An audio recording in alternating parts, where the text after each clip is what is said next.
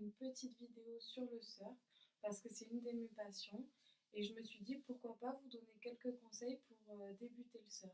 Voilà, bon visionnage et aloha! Alors avant de vous donner quelques conseils, je vais vous expliquer un peu moi comment j'ai découvert le surf. Donc en fait j'étais en vacances avec mon père et mes sœurs à Biscarrosse. Et il y avait un cours d'initiation gratuit. Bon, moi, j'étais pas plus intéressée que ça. Et mon père, ma soeur, on se dit, bon, pourquoi pas, on y va, je les suis. On a tous adoré, c'était génial. Depuis, on a essayé d'acheter un peu de matériel. En plus, on est tombé sur une super école de surf. S'ils tombent sur moi, coucou, c'est le Kiwi Surf. Donc, c'était la fameuse casquette que j'avais au début. Voilà, ils ont plein d'accessoires. C'est super. Et puis, c'est de très bons profs. Ça paraît évident, mais je trouve que c'est quand même important de le savoir. Il faut faire très attention au soleil quand on surfe parce que la réverbération est énorme. Moi, j'ai déjà été surfer, il pleuvait, je suis ressortie, j'avais des coups de soleil. Il faut vraiment faire attention à bien se protéger la peau. Conseil numéro 2. Alors ça, c'est si on en a les moyens et si on en a envie aussi. C'est bien de prendre un ou deux, même plus, mais de débuter par un cours de surf avant de se lancer tout seul parce que c'est vrai que c'est vraiment bénéfique. Vraiment, on apprend plein de notions, c'est super intéressant et puis niveau sécurité et niveau progression, c'est mieux. Conseil suivant, il faut bien s'échauffer.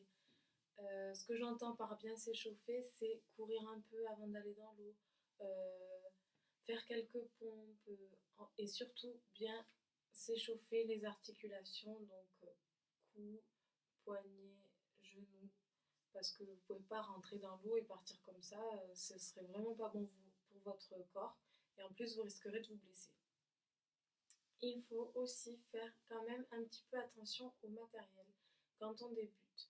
C'est-à-dire que ça sert à rien de prendre une toute petite planche et se dégoûter et pas réussir. Il faut mieux débuter avec une plus grande planche. Pareil, la combinaison, c'est pas pour faire joli. Des fois, je vois des filles dans l'eau sans combinaison, c'est super important la combinaison.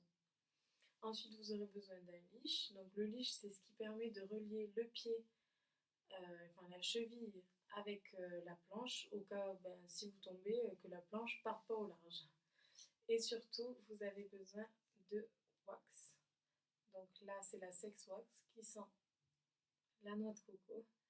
Et en fait, la wax, c'est de la cire qui sert à waxer votre planche. Et en fait, c'est pour que vos pieds agrippent sur la planche et que vous puissiez vous lever sans glisser.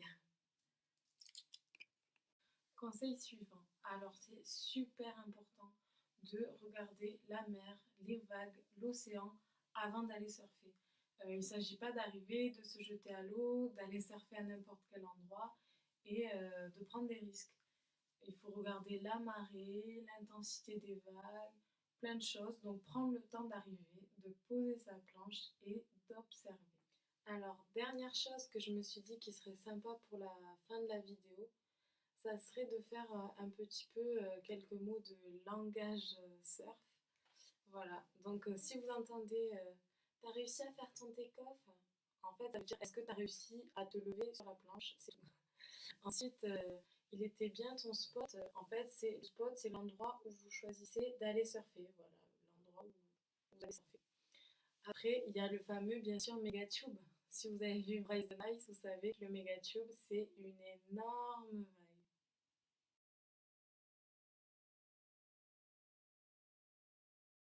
Donc voilà, cette vidéo est maintenant terminée.